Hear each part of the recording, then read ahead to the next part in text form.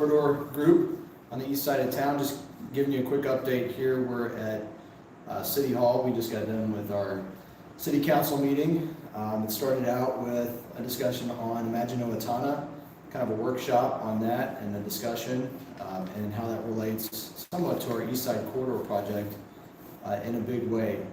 And we had public comments as well. We had 3 or 4 speakers, 3 covering the East Side Corridor, and I spoke myself, and that was about concerns that are in the Imagine Owatonna plan as well as the 2050 comprehensive plan of the city.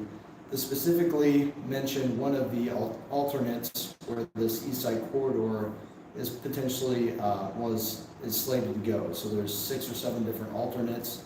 One is 29th Avenue, and that's probably the most controversial. That's the one that's next to a lot of neighborhoods, right in the backyards of many homes with kids. So they're looking to make that a county highway. So 29th Avenue really gets a lot of residents, especially on that side of town, gets their attention because it's a dangerous plan. But for whatever reason, I mean, 29th doesn't even exist. It's just a route by name only. And why this is in the East Side Corridor, the Imagine Owatonna verbiage and in some of the other documents from the city is kind of perplexing to many residents, especially since it doesn't exist yet. When they're supposed to be evaluating up to 7 of these routes in a non-biased way. So that concerns a lot of us. I gave a little talk on that and bringing that to the city's attention. And I hope they listen and exclude 29th Avenue by name and future references to these projects.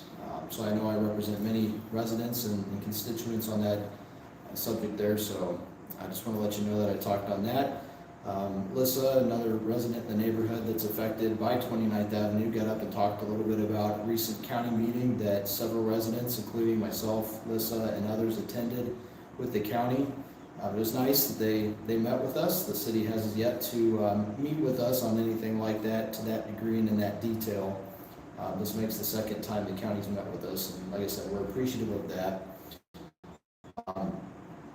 But just went over some things we discussed in that meeting, and that whatever proposal comes back with these alternates and the studies that are currently being done on these alternates, they take 0 consideration on resident safety, child safety, anybody that's near these roads.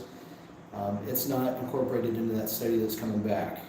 If you hear a safe road, what they're talking about on road safety, if it comes back from the study, is simply that the grading on the road sheds water like it's supposed to.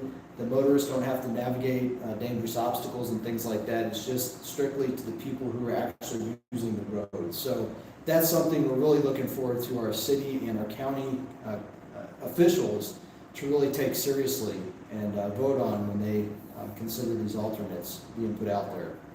Obviously, most all residents that we've talked to would love it to be at 34th Avenue, which is a little further ways east. That road does exist, so it only seems to make sense. But whatever the alternative, we're looking to have safety in mind for those that are near the road as well. So Melissa did a good job of talking about that.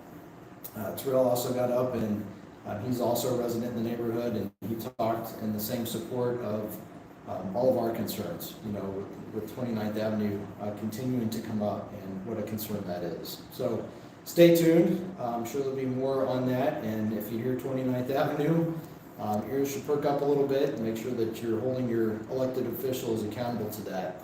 I'll just wrap up here real quick with just mentioning that we do have our petition out there if you haven't signed it yet to make sure that we're responsibly locating the East Side Corridor. And that's at OwatonnaEastSideCorridor.com. That's OwatonnaEastSideCorridor.com. You'll see that we have a link to our petition on there, as well as links to be able to email your elected officials and chat with them about that. And then lastly, there's an Imagine Owatonna open house coming up on Thursday the 16th from 4 to 7, and that'll be at OPU. So it'd be very important if you can make that meeting and give your input, share your thoughts and concerns, and what you think the city should be focused on for the 2050 comprehensive plan. That's it. Good night, and we'll give you another update soon.